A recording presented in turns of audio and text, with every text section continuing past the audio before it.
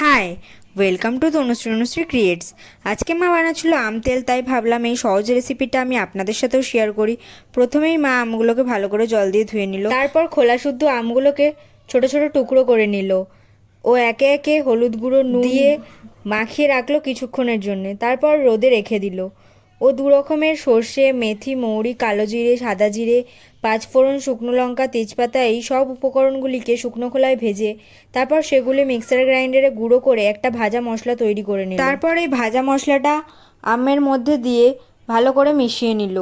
তারপর মা কিছুটা সর্ষের তেলের মধ্যে শুকনো লঙ্কা, হলুদ গুঁড়ো ও কাশ্মীরি লঙ্কার গুঁড়ো দিয়ে একটা তেল রেডি করে নিল ও ওই তেলটা আমের মধ্যে দিয়ে ভালো করে মিশিয়ে নিল। তারপর আমগুলোকে একটা কাঁচের বয়ামের মধ্যে কিছুদিন রোদ্দুরে রেখে দিলেই রেডি হয়ে যাবে আমাদের আম তেল। আর আপনাদের এই রেসিপিটা ভালো লেগে থাকলে আপনারাও আপনাদের বাড়িতে বানিয়ে দেখতে পারেন।